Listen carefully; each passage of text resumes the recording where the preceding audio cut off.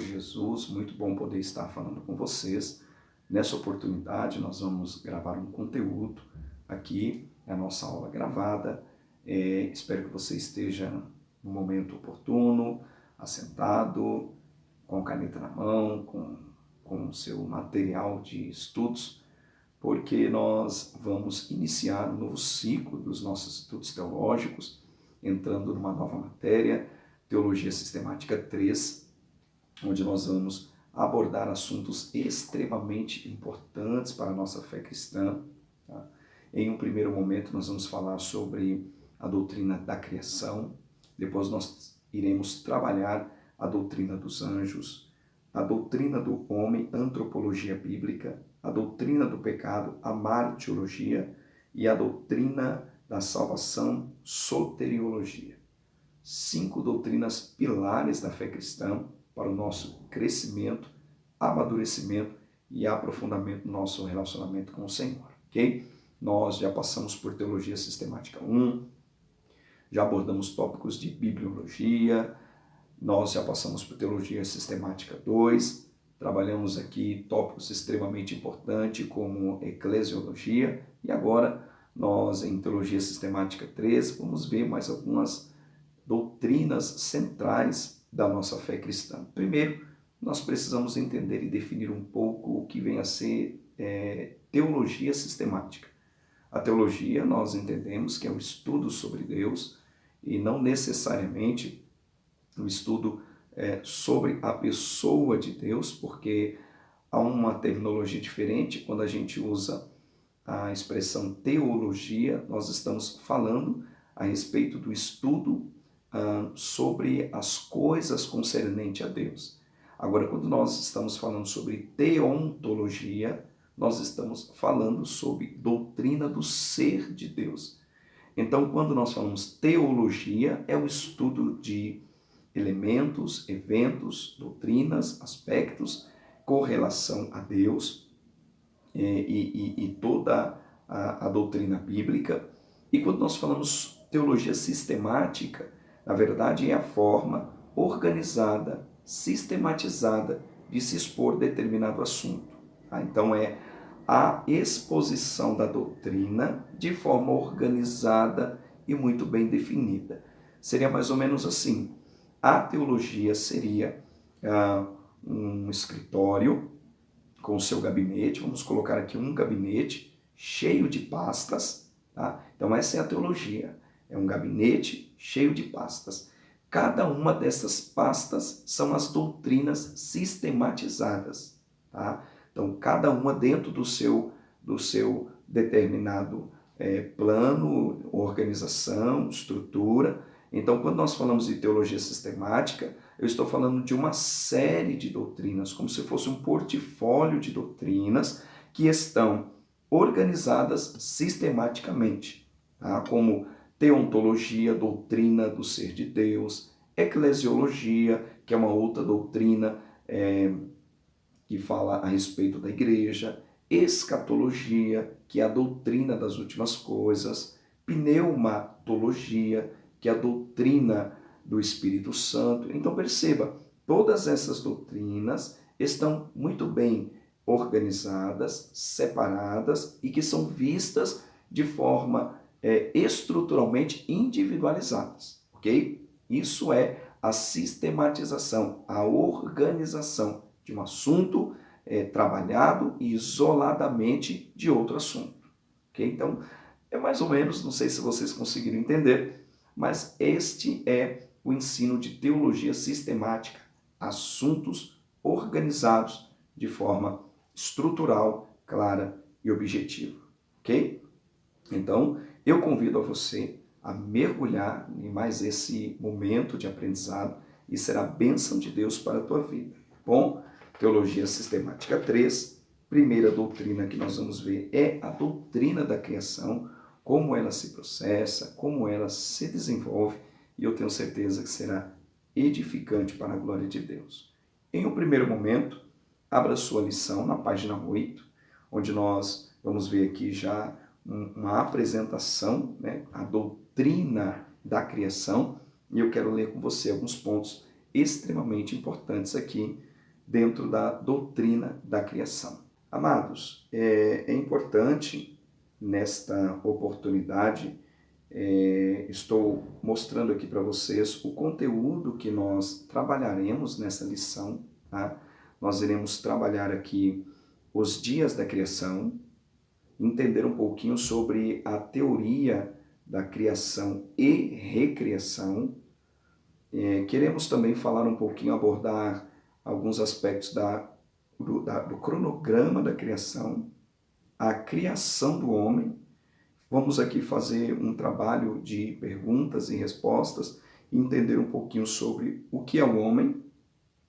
E eu quero também fazer com que nós possamos entender aqui, no ponto de vista bíblico, qual a importância e como a sociedade pós-moderna ela vê o homem em suas mais variadas constituições.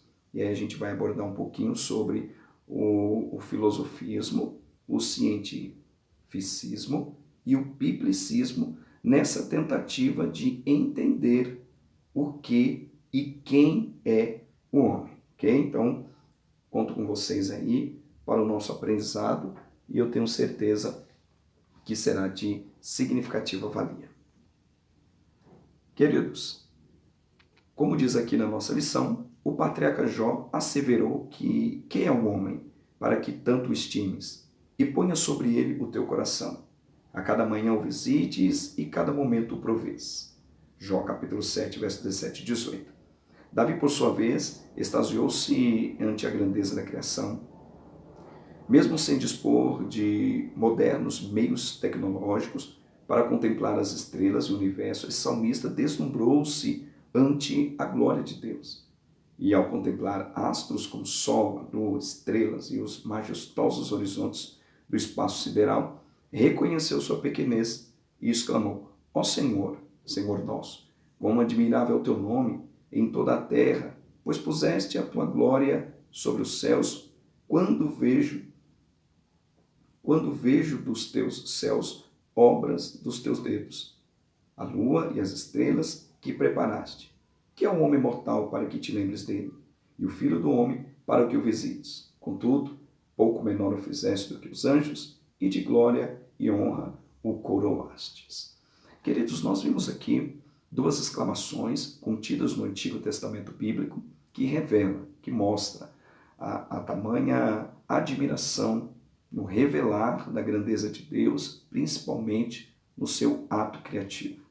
Tanto Jó quanto Davi, analisando os aspectos externos, porque Deus se revela de imensas formas, de diversas maneiras. Então, às vezes, nós olhando esses atos criativos de Deus, como os seres terrestres, os seres que estão, os luminares que estão no céu, tudo isso nos mostra, nos aponta, nos evidencia Deus em sua soberania, grandeza e sabedoria, que é impossível de nós podermos sondar. Deus é um ser insondável, rico em sabedoria e grandeza, e todas as obras que Ele criou revelam a sua glória, revelam o seu poder, e nós ficamos extasiados diante de tamanha revelação.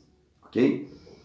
Quando nós falamos de criação, existem alguns pontos que são polêmicos, que são divergentes dentro desta tão primosa e dileta matéria. Toda matéria teológica, todo assunto teológico, ele atravessa esse viés desses pontos divergentes. Tá? Existem pontos divergentes na matéria de teologia, por exemplo, certas dificuldades na compreensão da doutrina da Trindade. Existem pontos divergentes a respeito da formação e da constituição do homem. O homem seria corpo e alma, o homem seria dividido entre corpo, alma e espírito. Então, todo o assunto bíblico, teológico, principalmente presente em teologia sistemática bíblica, sempre vai ocorrer alguns pontos que não são tão homogêneos em sua definição e principalmente na sua compreensão. Aqui, quando nós falamos sobre a criação de Deus, não é diferente, haja vista que nós trabalhamos outros ramos do saber. Quando se fala em criação, não é só a Bíblia que expõe o que de fato aconteceu, porque a Bíblia é a regra de fé que nós entendemos. A Bíblia é o centro da verdadeira revelação de Deus para o homem. Todavia, o homem vive e convive com as mais variadas formas de expressão sobre questões essenciais, como, por exemplo, a filosofia, a sociologia, a ciência. Então, todos esses elementos e fontes de saber que flutuam em torno da Bíblia Sagrada querem expor, dar seu ultimato, dar a última palavra a respeito de possíveis formas de surgimento da criação. É importante que se diga, e o cristão precisa estar muito antenado no tocante a isso. Todas as demais ciências procuram expor, salientar, elaborar uma forma de explicar a criação. Mas nós entendemos que a Bíblia Sagrada é a única fonte crível e que não falha de revelação e de manifestação de Deus em todas as coisas concernentes aos homens, e a criação não fica de fora. A filosofia tem seus pontos de vista, a sociologia tem seus mais variados pontos de vista, juntamente com a filosofia, seja ela grega ou seja ela romana. Todos os campos do saber emitem a sua opinião a respeito da criação. Mas é a Bíblia Sagrada, a fonte inesgotável de Deus, é sim a única fonte fidedigna de relação divina, e é nela que nós cremos, porque é assim que Deus nos revelou, tá bom? Então, mas para o debate é interessante nós trabalharmos, entendermos como funcionam as mais variadas correntes de expressão, o que eles ditam, o que eles falam, a forma como que eles opinam, entendendo, sobretudo, que a fonte da revelação verdadeira está nas Escrituras Sagradas, ok? Isso aqui é importante a gente entender. Quando nós falamos a respeito dos dias da criação, é importante que se diga, conforme está aqui, há uma parte da teologia, especialmente da teontologia, que é enfocada no livro Teologia Sistemática 2, que trata da criação, dos decretos divinos e da providência. O que a palavra do Senhor ensina sobre o planejamento, a origem e a manutenção de todas as coisas no céu e na terra. É uma pergunta. É desse assunto que nos ocuparemos a partir de agora, o qual envolve governo, preservação de todas as coisas, enfim, de todas as criaturas de Deus. A narrativa de Gênesis 1:1, que nos apresenta o ponto de partida da criação, deve ser entendida à luz do contexto bíblico. Queridos, então quando nós lemos a Bíblia Sagrada, Gênesis capítulo 1, versículo de número 1, já começa introduzindo a assinatura de Deus no processo de criação. Tá? Conforme nós vamos entender aqui, quando a gente fala a respeito da criação de Deus, é importante observar alguns aspectos importantes. Tá? A palavra, por exemplo, criou, que aparece aqui, ela está no verbo hebraico barar. Barar, na verdade, é uma forma de manifestação de criação divina, onde parte do pressuposto algo que é criado sem que tenha nenhuma fonte ou nenhuma elemento material que possa dar origem àquela criação. Okay? Então, barar seria nada mais, nada menos criar algo do nada. E essa expressão no latim ela é chamada de creatio ex nihilo, isto é, criado de maneira em que nada aparente fez com que aquilo existisse. É meio filosófico, parece um pouco de jogo de palavras, mas não é. Em síntese, o verbo barar denota aquilo que foi criado sem ter nenhuma fonte, sem ter nenhuma origem material de qualquer outro elemento. Tá? É assim que Deus ele cria o homem. A expressão é ex nihilo, do nada. Tá?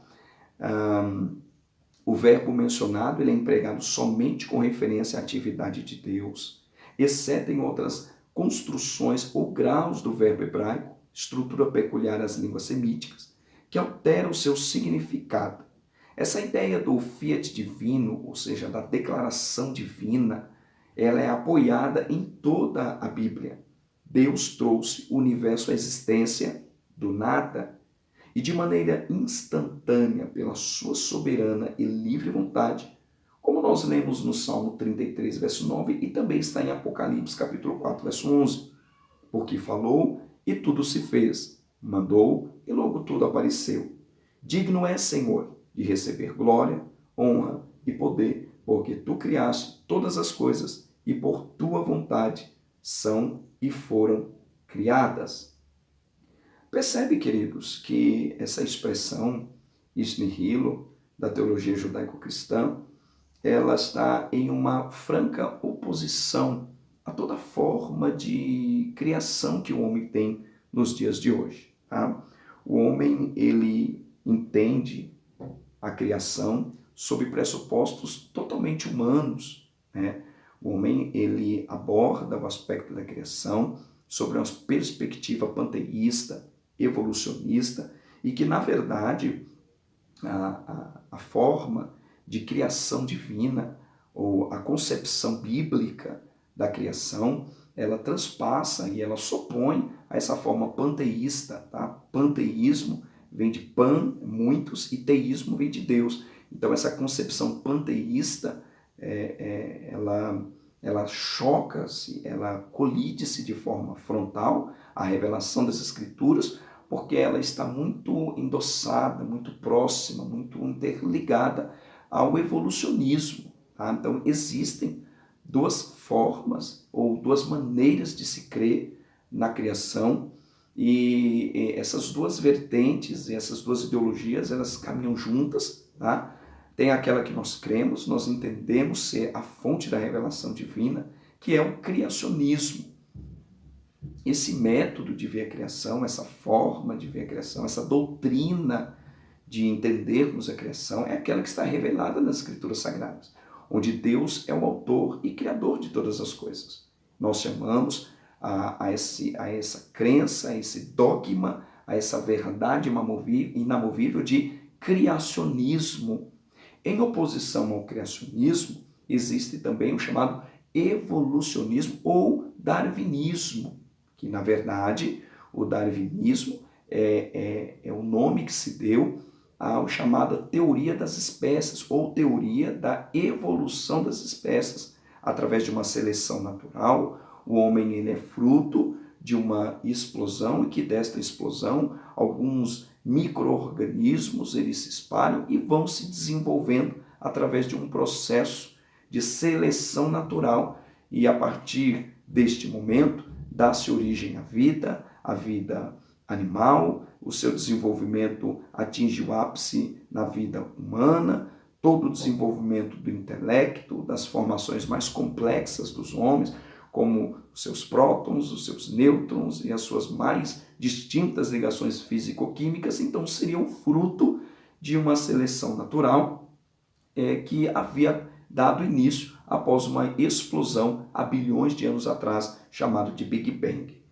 Então, é um processo complicado, né? É uma maneira, uma teoria que ela surge principalmente no período pós-iluminista e que influenciou boa parte das culturas ocidentais e orientais, e esse é o formato em que se crê hoje, nos dias de hoje. O homem contemporâneo, pós-moderno, ele não se atém e ele não se humilha diante de Deus em reconhecer o criacionismo como a verdade que advoga o princípio de que Deus é quem criou o homem, mas ele prefere, em sua arrogância, vaidade e orgulho, acreditar que o homem ele é um fruto de espécies que foram sendo aperfeiçoadas, amoldadas, transformadas, evoluídas em um processo de evolução histórica e de uma seleção natural. Tá? O que é muito complicado, pois a Bíblia Sagrada vai nos mostrar de forma patente, a própria ciência mostra e revela as mais variadas complexidades de um sistema, de um organismo e de um funcionamento do ser humano como uma máquina. E isso e torna improvável e inconsistente a ideia que defende que o homem é simplesmente um mero subproduto de uma evolução até então conhecida como a evolução das espécies. Tá? Então, o criacionismo ele se opõe a essa forma de crença, tá? É também chamado a doutrina basilar de uma visão judaico-cristã, tá? Que se opõe de forma frontal ao chamado pensamento grego, que expõe, que estabelece a eternidade da matéria, tá? Mostrando e apontando que o princípio da criação divina não reconhece a ideia e o conceito de uma matéria eterna. Mostra que o homem foi criado do nada, através da ação poderosa e criativa do fiat divino, tá? Da manifestação divina, criando o homem, como diz a expressão em latina, creatio ex nihilo, criado do nada, ok? Há verdades bíblicas que nós não conseguimos explicar de modo racional, pois a nossa mente ela é muito limitada. Nesse caso, devemos aceitá-las pela fé, como é o caso dos dias da criação imediata de Deus. Esses têm sido interpretados por alguns como 6 períodos de 1000 anos cada, com base em Salmos 40, Salmos 90, verso 4, e o 2 Pedro, a carta que Pedro escreve, sua segunda carta, capítulo 3, verso 8. Entretanto, aqui o autor sagrado tão somente ressalta o atributo da eternidade de Deus, ou seja, para ele 1000 anos é como se fosse um dia e vice-versa. Isso não quer dizer que cada dia da criação corresponda a 1000 anos, ok? Queridos, é importante agora quando nós falamos a respeito desses dias da criação, existem pelo menos 3 conceitos que trabalham esse aspecto da criação de Deus e os dias da criação. Tá? No decorrer da história, tem surgido diversos debates acalorados em torno dos dias da criação. E a pergunta que perpetua e que indaga as mais distintas sociedades até os dias de hoje seriam esses dias simbólicos ou seriam dias literais? Queridos, quando Deus ele cria o homem, a descrição e a narrativa histórica e bíblica do livro de Gênesis é que o homem foi criado, ou melhor, a criação se deu em 6 dias. Desde o primeiro dia, a ação poderosa e criativa de Deus está em plena ação. Deus então cria todo o cosmos que nós conhecemos, com todas as suas estruturas complexas, como os seres luminares, as complexidades da lua, do sol, das nuvens e todos esses detalhes. No 6º dia ele cria o homem e no 7º ele descansa. A pergunta que fica esses dias serão dias literais ou seriam metáforas, uma forma de descrever um período onde Deus está trabalhando de forma ativa e de forma intensa? Quando nós falamos a respeito dos dias da criação, existem pelo menos 3 abordagens que requerem uma acurada observação, que seriam esses dias simbólicos, seriam esses dias geológicos ou seriam esses dias literais?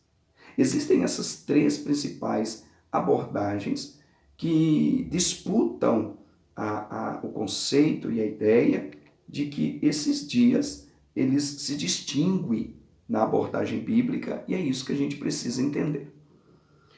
É importante que se diga aqui que boa parte dos estudiosos e acadêmicos mais fundamentalistas e conservadores entendem que os 6 dias aqui seriam 6 dias literais, tá?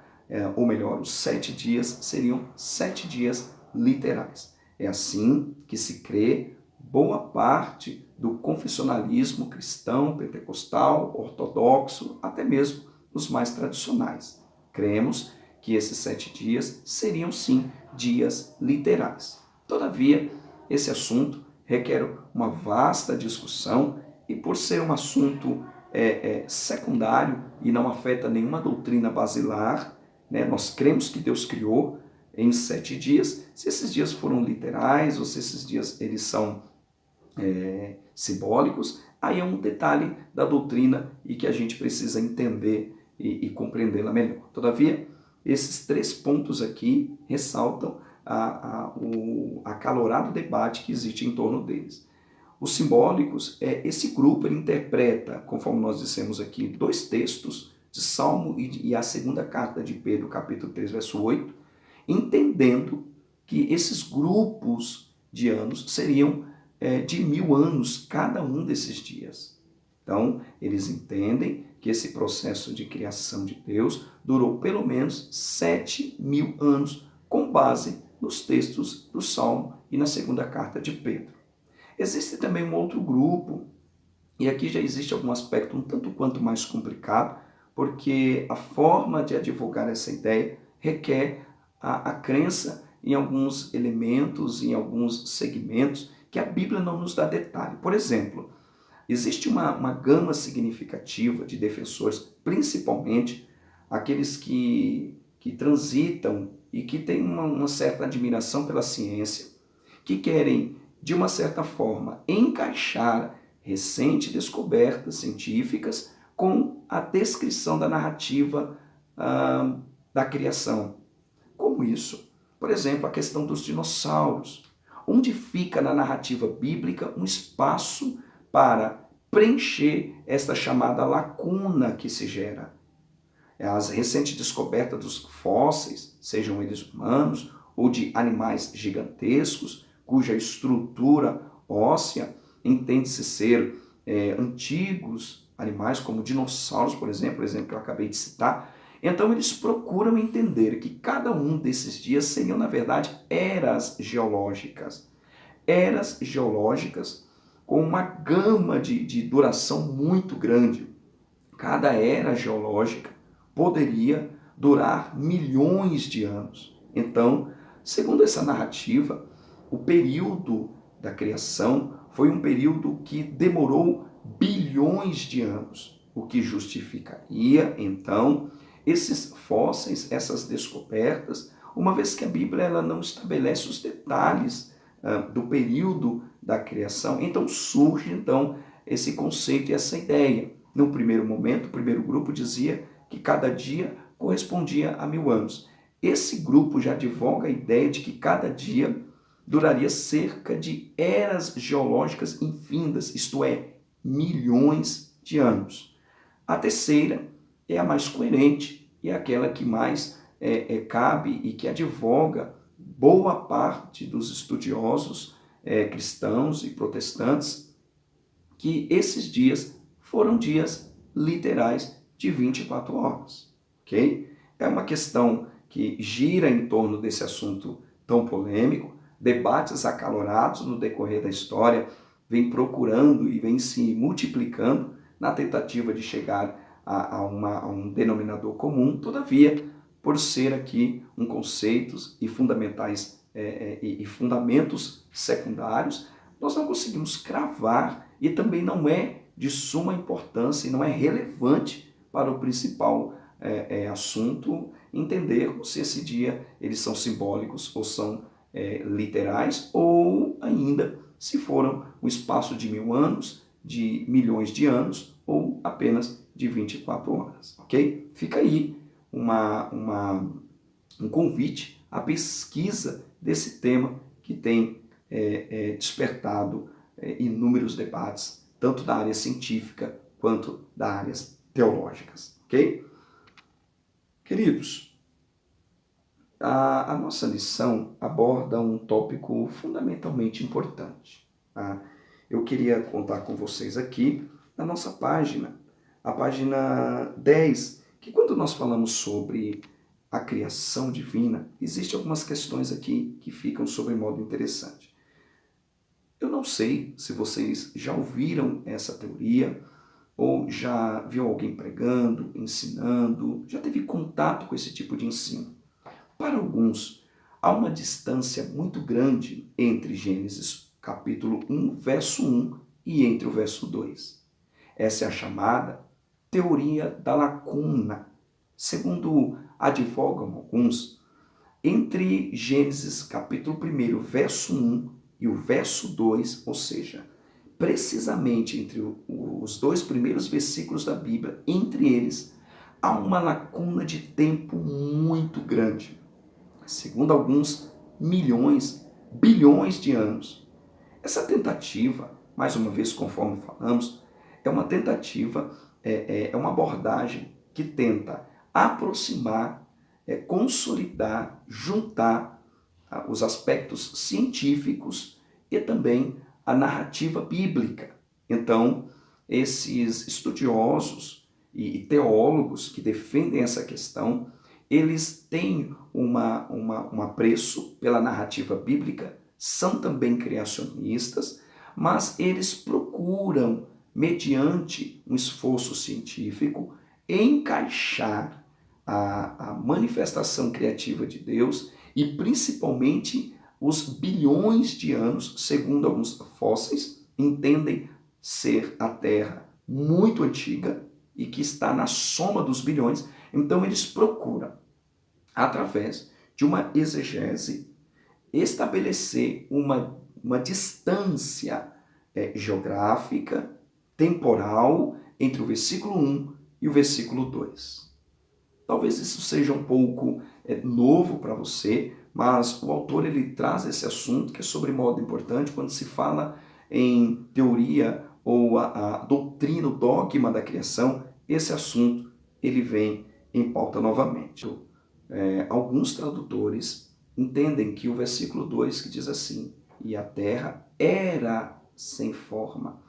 Essa expressão era, eles entendem que o original seria tornou-se sem forma e vazia. Isso denota que, num primeiro momento, segundo eles, a Terra ela teve dois processos de criação. É isso mesmo. A teoria da lacuna sustenta que houve duas criações distintas. A teoria da lacuna, ela entendem, principalmente os seus estudiosos, os divulgadores da chamada teoria da lacuna, ou também conhecido como teoria da criação e recriação, é que, na verdade, a narrativa de Gênesis apresenta duas criações. Uma criação que se dá no capítulo 1 e no versículo 1. Ali nós temos um nível de criação e que os demais versículos que se seguem descrevendo a criação do homem, dos seres estelares, da água, do firmamento, todas as demais, inclusive Adão e Eva, seriam um outro plano de criação. É isso mesmo. Eles procuram encaixar as mais variadas eras, em números de 6, as 6 eras geológicas, que datam bilhões de anos, entre o verso 1 e o versículo de número 2. Tá? Segundo eles, havia uma criação chamada de criação pré-adâmica. Era uma terra perfeita, onde havia uma civilização pré-adâmica, cuja a direção e organização e governo estava sobre Lúcifer. Ele que conduzia, que organizava e que governava essa conhecida e chamada pelos adeptos da teoria da lacuna como eles ensinavam que Lúcifer era então o governador desse chamado período pré-adâmico. E que após Lúcifer se organizar e tentar roubar a glória de Deus, segundo a descrição que está em Isaías e também em Ezequiel, e que segundo os adeptos dessa teoria, Satanás, então, até então não tinha esse nome, Lúcifer, ele seria o governante de uma terra, de uma civilização pré-adâmica, e que em sua queda e insubordinação, ele então é destituído desse governo, vindo a então ser projetado dos altos céus até essa chamada terra. Alguém vai dizer que quando Satanás ele é projetado dos céus à terra, então esta terra que era perfeita se torna então sem forma e vazia. Era como se Deus criasse no primeiro momento uma terra perfeita, mas que na expulsão de Satanás do céu, caindo aqui nesta terra perfeita que Deus já havia criado, então a terra se torna sem forma e sem vazia. Sem forma e vazia, desculpa. Aí então Deus começa e reinicia um processo, ou seja, há um processo de recriação divina, quando então a narrativa de Gênesis, a partir do versículo de número 2, vai estabelecer dos seres estelares, dos luminares, da água e de todo o processo criativo, conforme está narrado. Então nós teríamos dois tipos de criação, ou uma criação e a outra recriação, porque segundo eles há uma lacuna de tempo entre o verso 1 e entre o versículo de número 2, ok? E o que está errado com a teoria da lacuna? A teoria da lacuna, ela revela alguns pontos frágeis, porque no primeiro momento ela parte de uma exegese duvidosa, porque elas entendem, os tradutores, mais principalmente no período medieval, entendem que a expressão "e a terra era sem forma", eles entendem que essa expressão tornou-se nos originais, ou seja, ela era perfeita e tornou-se sem forma e tornou-se vazia. Essa é uma exegese duvidosa e é um ponto extremamente frágil dessa doutrina. Um outro ponto seria a tentativa de conciliar a Bíblia e a ciência. Terceiro, ela revela o que a Bíblia não há nenhum registro bíblico, histórico, de uma sociedade pré-adâmica. E por fim, se existe ou existiu uma sociedade pré-adâmica, nós temos um grande problema, porque se Deus destruiu essa sociedade, deduz que alguns seres humanos morreram. Como explica a ideia de que a morte ela entra no mundo após o pecado de Adão, isto é, ela nega o pecado original, descrito no livro de Gênesis. Ou seja, há pontos extremamente frágeis dessa sustentação, conforme registrado aqui em nosso material de apoio, tá? E então, o argumento ortodoxo, o argumento mais conservador que temos seria que os mais eruditos do Antigo Testamento geralmente reconhecem que Gênesis 1:1 é a introdução resumida da criação, cuja história o restante do capítulo passa a trabalhar de forma pormenorizada, ok? Então, em resumo, seria isso. Deus cria uma única vez.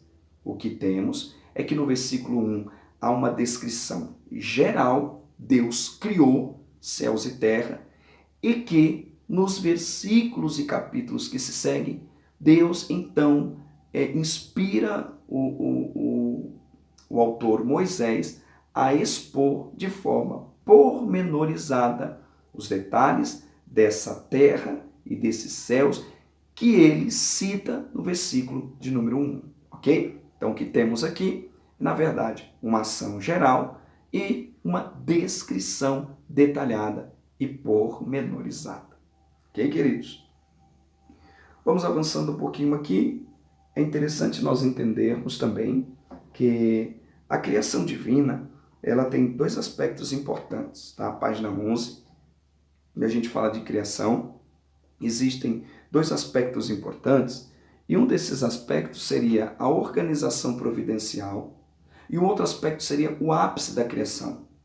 Percebe, irmãos, que no primeiro momento, esse cronograma da criação dia a dia que temos aqui, na verdade é um processo providencial de Deus, porque Deus ele não coloca um homem dentro de um habitat incompleto.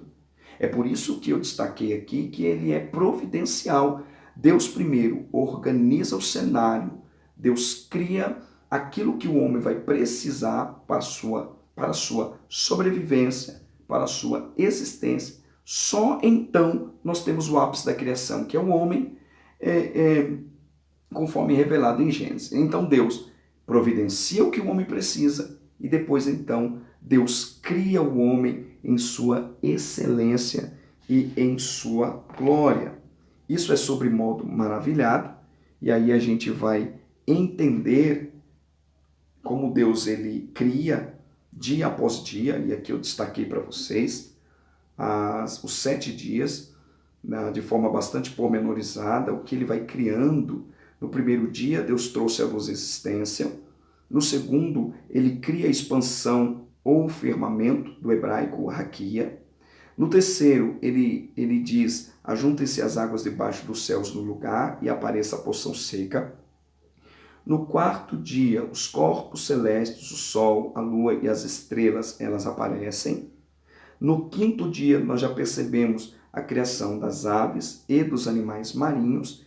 Então, no sexto dia, nós temos os animais terrestres e também a criação do homem, na qual o texto bíblico vai dizer em Gênesis, capítulo 1, versículo 26 e 27. E diz o texto: e finalmente, Deus fez o homem também no sexto dia. E disse Deus, façamos o homem à nossa imagem e semelhança. E domínio sobre os peixes do mar, e sobre as aves do céu, e sobre o gado, e sobre toda a terra, e sobre todo réptil que se move sobre a terra.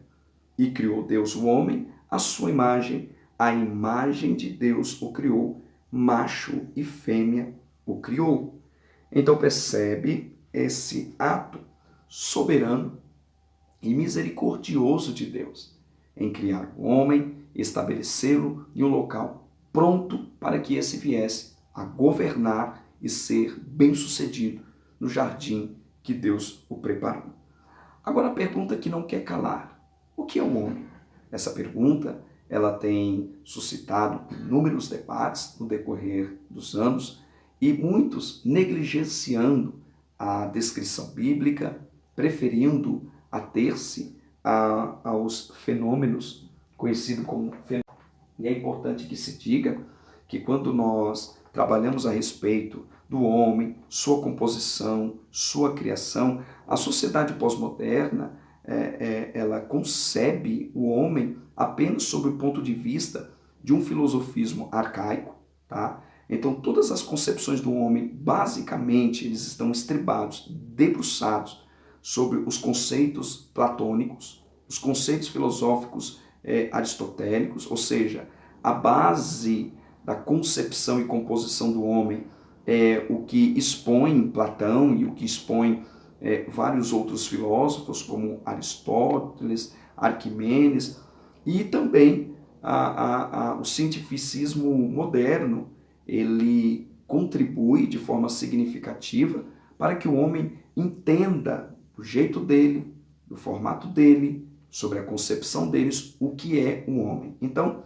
para a sociedade pós-moderna, principalmente dentro das classes acadêmicas, o homem é um subproduto da filosofia grega e também é subproduto única e exclusivamente das descobertas científicas. Então, filosofia e ciência são duas fontes onde boa parte dos estudiosos, dos acadêmicos e dos homens no geral, em sua concepção de pós-modernidade, eles concebem a Deus dessa forma, ok? É importante dizer que nós temos aqui pelo menos 3 distinções quando se aborda o aspecto de um homem e suas composições. Quais seriam? A argumentação filosófica, a argumentação científica e a argumentação bíblica, tá? Nós percebemos essa abordagem aqui quando nós vimos aqui para a página 15, e essa pergunta ela é feita pelo autor da lição, e perguntas que a filosofia e a ciência elas não conseguem responder. Por exemplo, que é o homem? Que ser é esse? De onde ele veio? E para onde ele vai? Essas são algumas perguntas que inquietam aqueles que se debruçam sobre a realidade e a sua volta. a essas perguntas e principalmente a formada por materialistas, a formada por filósofos, é formada por materialistas, ateístas ou pretensos agnósticos. E eles vão simplesmente responder que o homem ele é apenas um animal que pensa, ou ele é fruto da evolução das espécies, como se fosse um processo de seleção natural. Eles atribuem toda a existência do ser humano ao acaso, a um incidente do Big Bang que ocorreu há bilhões de eras passadas. Tá? A gente vai entender aqui que como Davi ele questiona, Pascal também, mas sobre o viés diferente, ele vai dizer assim, que é um homem diante do infinito, e ampliou a sua indagação. Afinal, que é um homem dentro da natureza? Nada em relação ao infinito, tudo em relação ao nada. Um ponto intermediário entre o tudo e o nada, infinitamente capaz de compreender os extremos, tanto o fim das coisas quanto o princípio permanecem ocultos no segredo impenetrável, e é igualmente impossível ver o nada, de onde saiu e o infinito que o envolve. Percebe que é um jogo de palavras que tentam, de forma científica, filosófica, descrever o que era o homem. Já Platão, no 5º século a.C., ele afirmava o que era um homem. O homem é como se fosse um bípede sem pernas. O que é curioso é que um determinado filósofo que gostava de criticá-lo de forma acentuada, ele mata um galo e o depena e sai às ruas dizendo: eis o homem de Platão. Então percebe, queridos, que muitos cientistas, filósofos, eles têm a ideia de que o homem pertence ao reino animal, e isso tem levado inúmeras pessoas a se considerarem parte do mundo zoológico. Dizem os cientistas, falando fisicamente, o homem ele é um animal especializado. Um determinado modernista e cientista, Huxley, ele dizia que o homem é um macaco um pouco melhorado e às pressas. As mais variadas tentativas de descrever e definir o homem têm mostrado cada vez mais a sua frustração, seu intento em procurar entendê-lo na sua essência e na sua natureza. Portanto, a filosofia erra, peca, ela mostra seus pontos, suas fragilidades em procurar entender o que é o homem. Mas, então, se a filosofia não responde que é o homem, quem sabe a ciência, o método científico, é capaz de responder e definir quem é o homem? É uma pergunta. Página 16 vai dizer assim: a ciência moderna ela é mais presunçosa, ela é mais arrogante e materialista acerca da origem e da natureza do homem. Com mais sofisticação do que os antigos filósofos, os cientistas de hoje eles são preconceituosos, fechados ao debate quanto à origem do homem, com total desrespeito à ideia de um ser criado à imagem e semelhança de Deus. Essa é a visão do materialismo científico. Por fim, o homem ele ignora o conceito e a revelação da Bíblia Sagrada. As mais diversas descobertas científicas, ele se sente acomodado e faz com que elas manifestem, mostrem, revelem o homem e sua composição, sua estrutura e sua criação. O cientista moderno ele é muito mais opositor, arrogante, do que os filósofos da era platônica e da era aristotélica. Por quê? Porque mediante um campo imenso de investigação, de pesquisas, de descobertas, ele não teve ainda a humildade de olhar para a Bíblia Sagrada e entender que ela é a fonte da revelação e ela é a única expressão verdadeira que expõe de forma clara, objetiva, o que é o homem e como ele se compõe. Então, a filosofia e o cientificismo moderno, eles falham na descrição sobre quem é o homem e como ele se compõe. Na verdade, um conglomerado de palavras vazias que não chegam a nenhuma conclusão. Se limitam a explicar ou tentar explicar de onde o homem veio, o que ele é e para onde ele vai. Se o homem fosse mais sábio, ele entenderia que a revelação de Deus mostra, aponta de forma categórica quem é o homem. A visão bíblica e descrição que está revelada nas Sagradas Escrituras vai mostrar três marcas ou características desse homem que Deus cria. Quando aqui, na página 17, diz o texto: façamos o homem à nossa imagem e semelhança, conforme a nossa semelhança. Diz a palavra do Senhor. Verbo fazer na primeira pessoa do imperativo e no plural denota que o Criador não estava sozinho. Percebe que essa expressão, ela evoca, ela aponta e evidencia a triunidade de Deus. Aqui, o Deus Pai, Deus Filho e Deus Espírito Santo, em um projeto eterno, já haviam estabelecido a criação do homem. Portanto, o homem é criação da perfeita triunidade divina. Além desse aspecto fundamental, o homem ser criatura de Deus, ele tem algumas características. Dentre elas, ele é imagem e também é semelhança de Deus, chamado imago Dei. Imagem e semelhança de Deus não denota necessariamente que o homem assume uma forma corpórea igualmente a de Deus o Pai.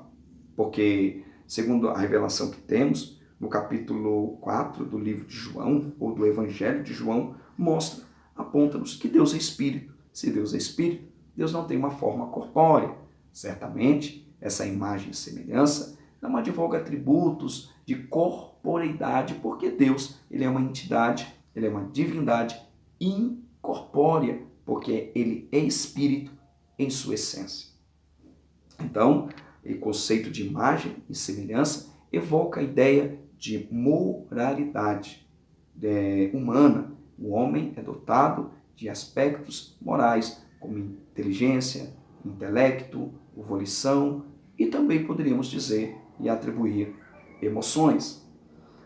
Além de o homem ser imagem e semelhança de Deus, o homem também é criado para dominar a natureza. Gênesis capítulo 1, verso 26 a 30 diz: encontramos o homem feito à imagem de Deus. Primeiro, ele é um ser espiritual apto para a imortalidade. Ele é um ser moral, conforme nós acabamos de dizer, que tem semelhança de Deus. Ele é um ser intelectual com a capacidade de razão, governo e domínio. Portanto, já que a alma é imortal, a doutrina do som da alma ela é uma interpretação muito equivocada das Escrituras. Ela se contrapõe a passagens que mostram claramente que a alma continua consciente após a morte do corpo. Esse é um outro assunto que nós iremos abordar em outras matérias. Portanto, o homem ele é imagem e semelhança, dotados de caráter, de personalidade, moral, inteligência e volições, e também é um homem que foi estabelecido, Jardim do Éden, para governar.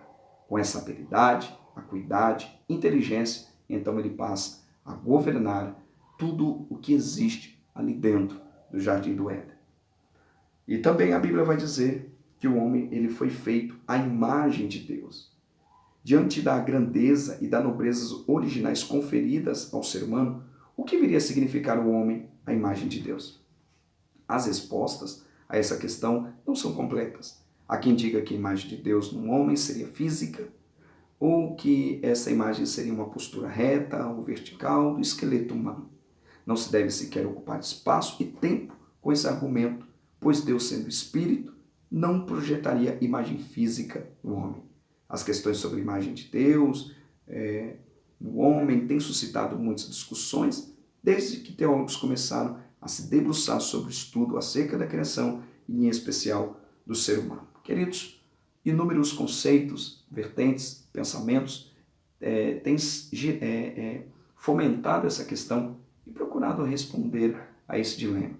O que seria essa imagem e semelhança de Deus? No decorrer do desenvolvimento da teologia, da história, homens como Ireneu, Tertuliano, Clemente de Alexandria, Orígenes foram grandes pensadores, homens que ajudaram no processo da sistematização da Bíblia e da teologia cristã, vem tentado entender, diferenciar. Alguns diferenciam imagem e semelhança, outros entendem como elementos iguais, apenas distintos no aspecto de que imagem reforçaria e evocaria os aspectos divinos do homem, enquanto que semelhança seria algo muito mais próximo à sua habilidade, às suas capacidades, às suas condições. Enfim, esse debate ele não se faz tão necessário porque, na verdade, nós nunca chegaremos a uma definição plena, absoluta a respeito da imagem e de semelhança de Deus. Mas o que nós precisamos entender é que o homem, enquanto imagem e semelhança de Deus, foi colocado no jardim do Éden para dominar e para governar os que ali estavam debaixo de seu governo. Imagem e semelhança de Deus revela, sobretudo, Deus em sua graça, em seu amor, comunicando da sua essência à sua criatura.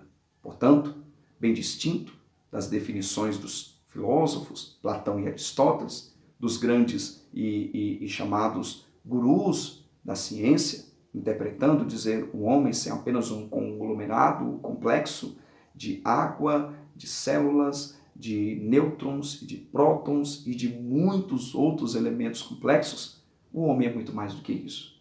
Dentro da revelação bíblica, o homem é a imagem e semelhança do Deus dos céus. Queridos, ficamos por aqui. Nós não falaremos a respeito dos anjos, que está aqui na página 19, porque na nossa próxima aula nós faremos uma abordagem pormenorizada, minuciosa, e tem muita coisa de angelologia lá para nós trabalharmos. Então, fiquemos por aqui, que Deus possa abençoá-los de uma forma poderosa. Assista essa videoaula, vai ajudar bastante o seu conhecimento e o seu aprendizado. Queridos, fiquem todos na paz do Senhor.